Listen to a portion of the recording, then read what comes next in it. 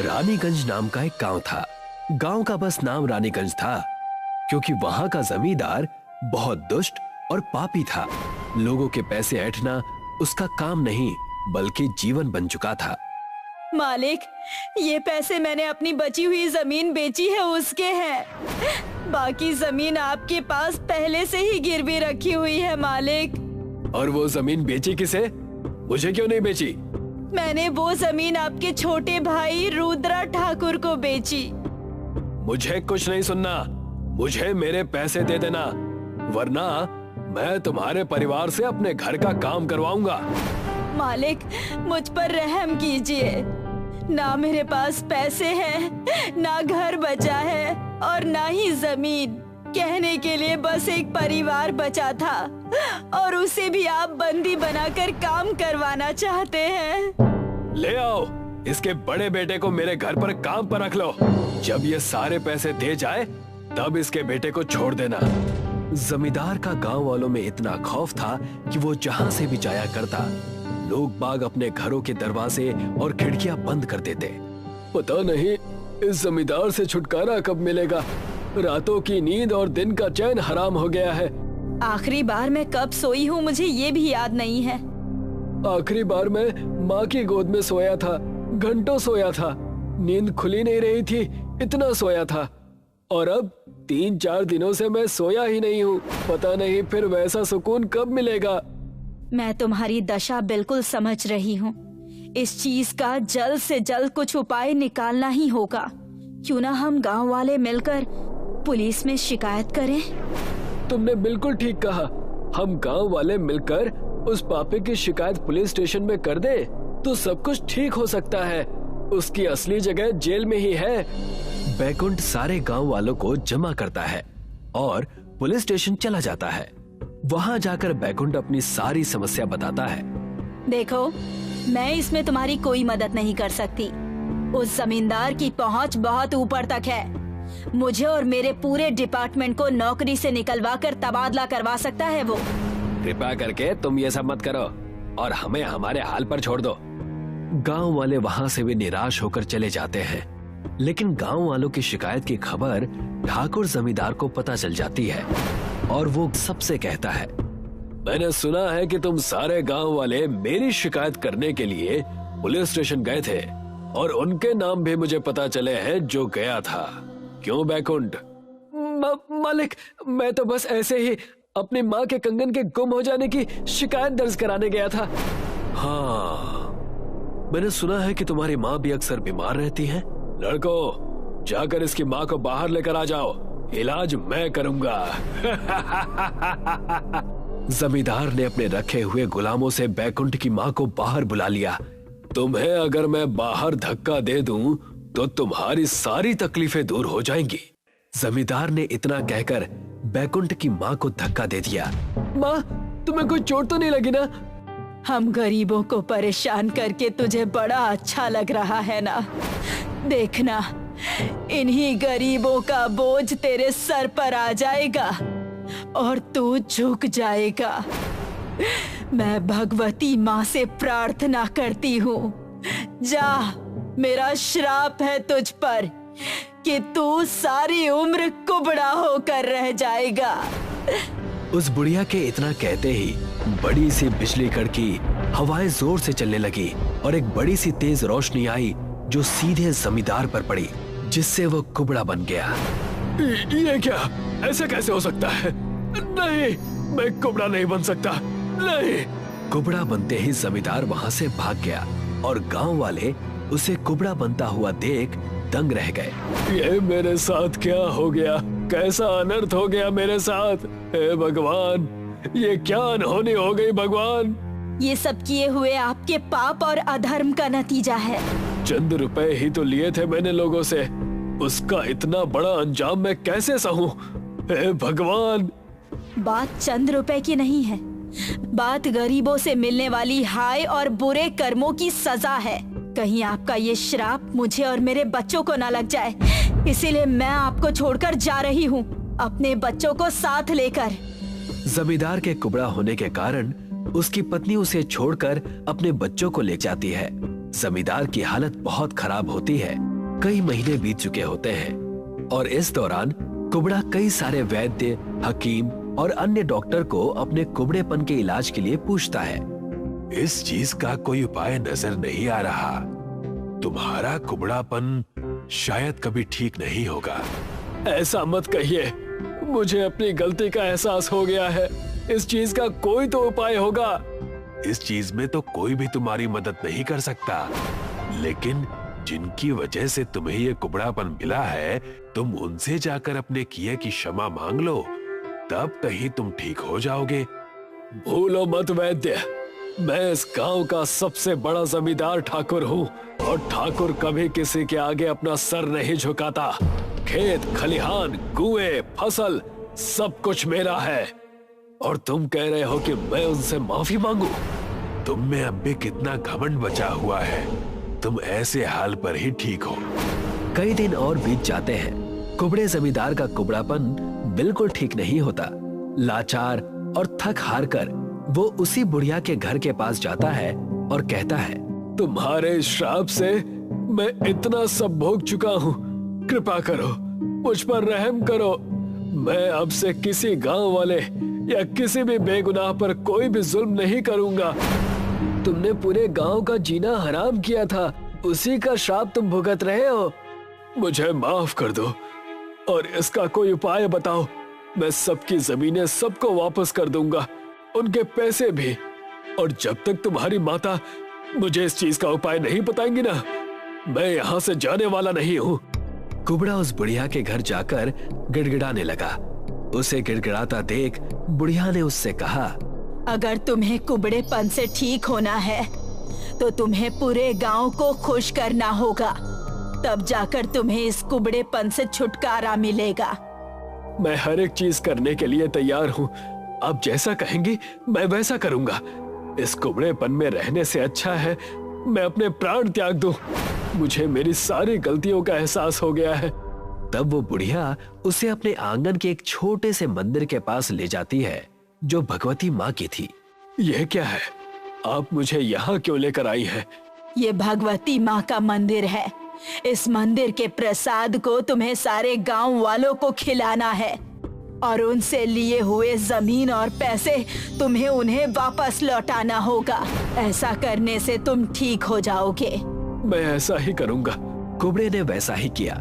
सभी गांव वालों के घर निमंत्रण देने गया।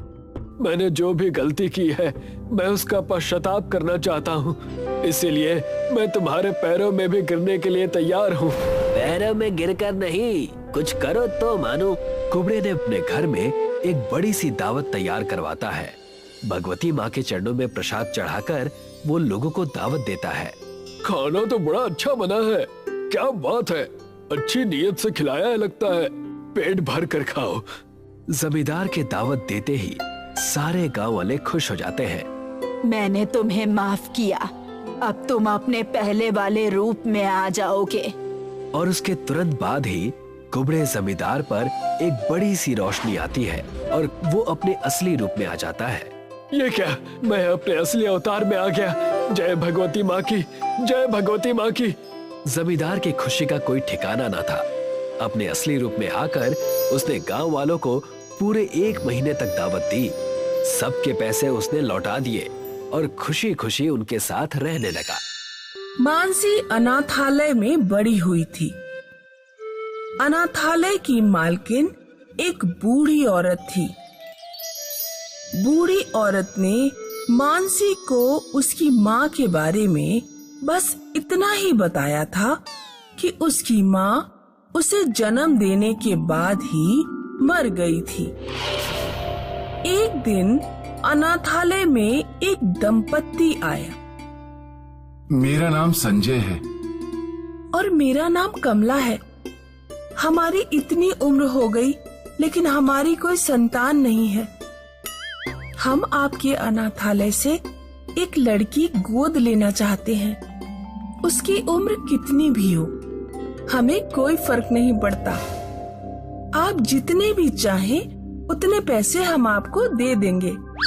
बूढ़ी औरत पैसों के लालच में आ जाती है। चलिए मैं आपको लड़कियां दिखा देती हूँ। संजय और कमला सभी लड़कियों को देखते हैं। उन्हें मानसी पसंद आ जाती है। दंपत्ति 1 लाख देकर और सारा पेपर वर्क पूरा करके मानसी को खरीद लेता है। मानसी सोच रही थी कि उसे एक नई और अनाथालय से बेहतर जिंदगी मिलेगी, लेकिन उसके भाग्य में कुछ और ही लिखा था। मिस्टर संजय व्यापार के सिलसिले में ज्यादातर घर से बाहर रहते थे और उनकी पत्नी मानसी से घर का सारा काम कराती और खाने को मात्र 1 टाइम 1 रोटी दिया करती थी। सुन, मैं अपनी सहेली की बर्थडे पार्टी में जा रही हूँ। लौट कर आऊं तो खाना बना मिलना चाहिए, वरना चप्पलें मार मार के तेरा मुंह लाल कर दूंगी। मानसी दिन भर काम करके बहुत थक चुकी थी, इसीलिए खाना बनाते बनाते उसे नींद आने लगी। वो सब्जी चूल्हे पर रखकर सो गई। जब कमला घर लौटी तो उसने देखा कि मानसी किचन में सो रही है और सारी सब्जी जल चुकी है। कमला लात मारकर मानसी को जगाती है। क्यों री, सब्जी जलकर राख हो गई और तू यहाँ पड़ी पड़ी सो रही है? रुक अभी, तुझे पीटते पीटते मेरे हाथ दर्द करने लगते हैं। आज मैं तेरी डंडे से पिटाई लगाऊंगी। कमला डंडा लेने जाती है। मानसी डर के मारे घबरा जाती है और वो घबराहट में किचन की खिड़की से कूदकर भाग जाती है। मानसी 1 घंटे लगातार दौड़ती ही रहती है। उसे डर था कि कहीं कमला उसके पीछे आकर उसे पकड़ न ले। वो कुएं के पास रुक जाती है। कुएं के बराबर में एक गुलमोहर का पेड़ था। मानसी कुएं में मटका डालकर कुएं से पानी बाहर निकालती है और गुलमोहर के पेड़ के नीचे बैठकर पानी पीने लगती है।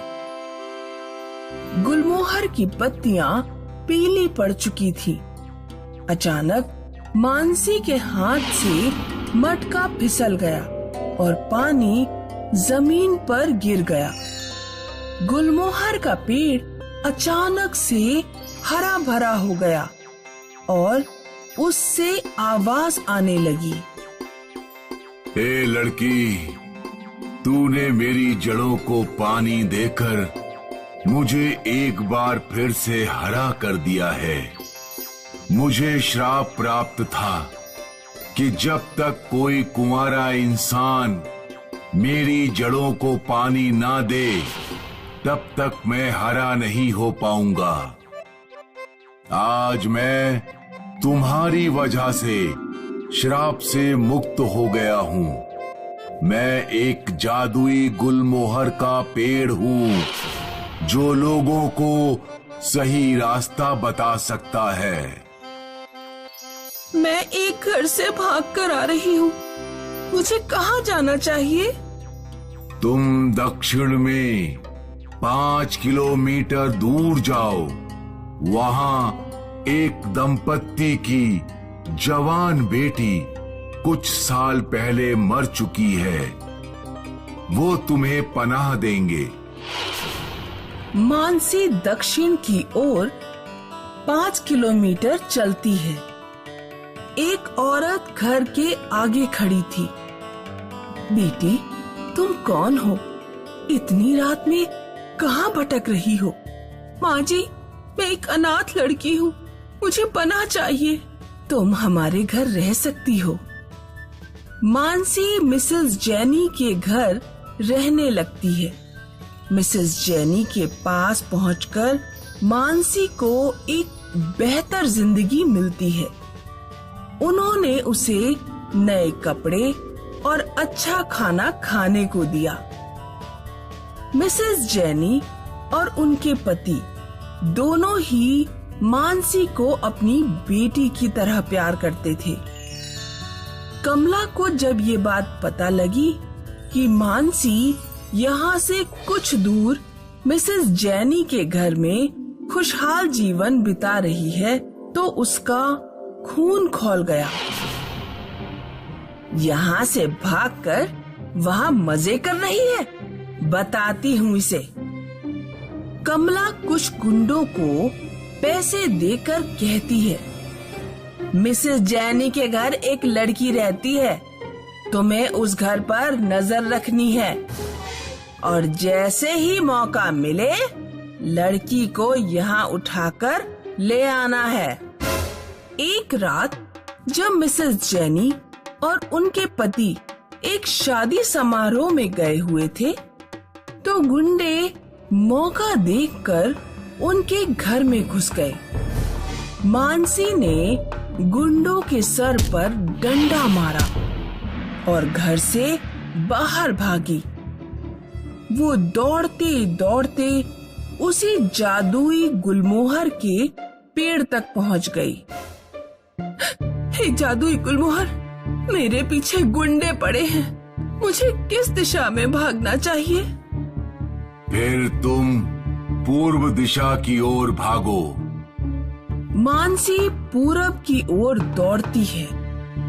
गुंडे भी उसके पीछे जाते हैं। मानसी को रास्ते में एक यंग पुलिस इंस्पेक्टर मिल जाता है। गुंडे इंस्पेक्टर को देखते ही भाग खड़े होते हैं।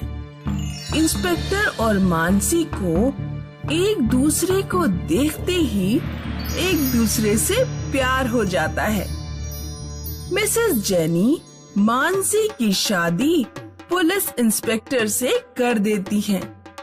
तभी तो कहते हैं, कोई किसी के साथ कितना भी बुरा करने की कोशिश करे, लेकिन होता वही है जो भाग्य में लिखा होता है।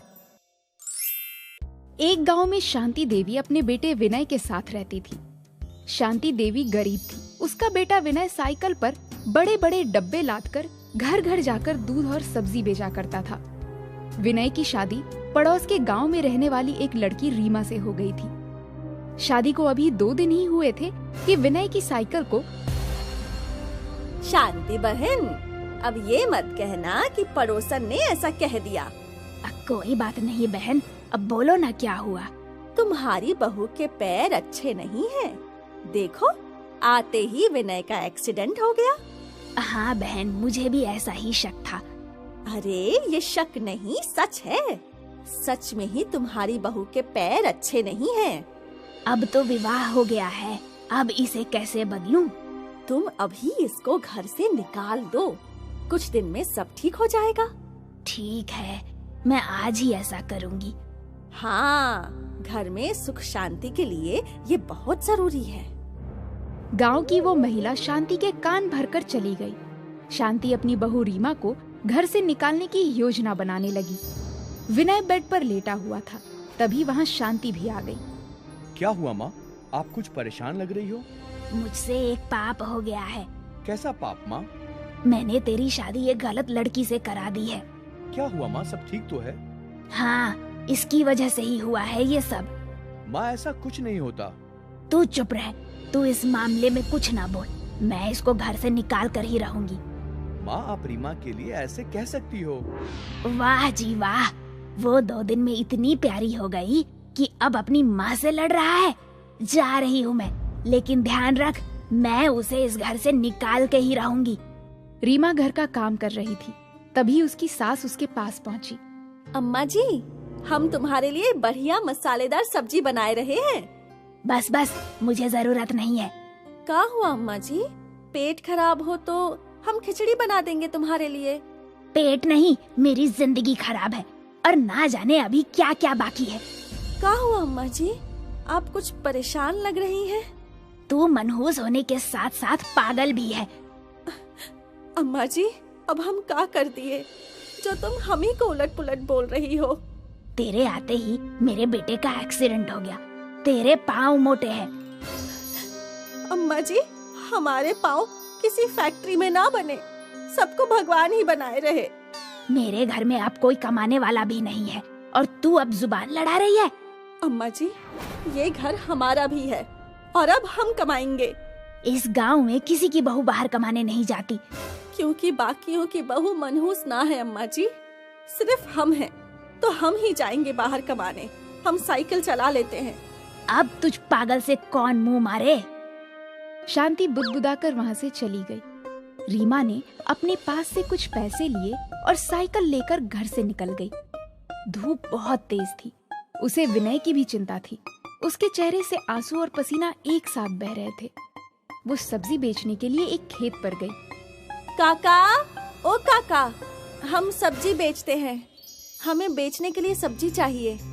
लेकिन इस समय तो सब्जी नहीं मिलेगी, शाम और सुबह को सब्जी ले लेना। काका, अभी हमें खाली हाथ मत भेजिए। मेरे पास कुछ नींबू रखे हैं, अगर तुम आज वो बेचना चाहो तो ले सकती हो। ठीक है काका, नींबू ही दे दो, लेकिन ठीक ठाक लगाना ताकि 4 पैसे मुनाफा हम भी कमा लें। हाँ बिल्कुल ठीक लगाऊंगा। काका ने नींबू पैक कर दिए। रीमा वो लेकर बाजार चली गई और वहाँ एक जगह जमीन में ही दुकान लगाकर बैठ गई। नींबू ले लो नींबू, गर्मी में नींबू बचाए जान, डॉक्टर के पास जाने से बचाए नींबू। नींबू का पानी पियो, स्वाद भी लो और दवाई से भी बचो। रीमा की अच्छी बात सुनकर वहाँ कुछ ग्राहक आ गए। अरे बहन, आप तो नींबू के साथ साथ जानकारी भी दे रही हो, वरना कौन करता है इतना। लाओ, मुझे भी नींबू दे दो। हाँ हाँ जरूर, और रोज आया करना। रीमा ने अपने बोलने के अंदाज से ही जल्दी ही सारे नींबू अच्छे दाम में बेच दिए और रोजाना यही सिलसिला जारी रहा। धीरे धीरे उसका नींबू का व्यापार बढ़ गया। कुछ दिनों में विनय की चोट भी ठीक हो गई। रीमा, तुमने बहुत मेहनत की है, अब मैं बिल्कुल ठीक हूँ। अब मैं भी तुम्हारे साथ काम में मदद करूँगा। हाँ जी, अब हम मिलकर अपना व्यापार बड़ा कर लेंगे। रीमा और विनय ने एक ठेली ले ली और उस पर बहुत सारे नींबू रख लिए। धीरे धीरे वो काम बहुत चलने लगा। हम नींबू का अचार, मुरब्बा बना लेते हैं, तो क्यों ना ये सब बेचने लगे। तुमने शादी के तुरंत बाद ही पूरे घर को संभाला, अब इतनी मेहनत की कोई जरूरत नहीं है। काहे ना है जी जरूरत, अब कब तक इस ठेले पर रहेंगे, हमें आगे भी तो बढ़ना होगा ना। तुम तो मेरे घर में साक्षात लक्ष्मी बनकर आई हो। अब रहने भी दीजिए, झूठी तारीफ करना ज्यादा सही ना है। अरे झूठ कहाँ, सब सच ही तो कह रहा हूँ मैं। मेरे पैर मोटे हैं, मैं मनहूस हूँ। माँ की बातों का बुरा मत मानो। रीमा ने अचार और मुरब्बा बनाना भी शुरू कर दिया। साथ ही नींबू और नींबू की शिकंजी भी बेचने लगी। देखते ही देखते ये व्यापार बहुत बढ़ गया और अब उन्होंने एक बड़ी सी दुकान खोल ली, जिसमें कुछ महिलाएं भी आकर नौकरी करने लगी। दुकान के उद्घाटन में शांति भी आई। वहाँ बहुत लोग नींबू वाली बहू की सफलता की कहानी सुनने आए थे। नींबू वाली बहू की सफलता की कहानी आज आप सभी को मैं सुनाऊंगी। शायद इससे मेरा प्रायश्चित भी हो जाएगा। मेरी बहू को मैंने मनहूस कहकर घर से निकालने की कोशिश की थी, लेकिन मैं समझ नहीं पाई कि पैरों का पतला या मोटा होना किसी के गुण को नहीं दर्शाता है। अपने बेटे के एक्सीडेंट का दोष भी मैंने अपनी बहू के सिर पर ही रख दिया था, लेकिन अगर वो आज नहीं होती तो हम सब यहाँ इकट्ठा नहीं होते। रीमा ने कड़ी धूप में और कड़कती सर्दी में भी साइकिल से मेहनत की है। मैं ऐसी बहू पाकर धन्य हो गई। मेरे घर में साक्षात लक्ष्मी के कदम पड़े हैं। मुझे माफ कर दो रीमा बेटी। सभी लोगों ने तालियां बजाई और रीमा और उसकी सास शांति की आंखों से खुशी के आंसू बह रहे थे।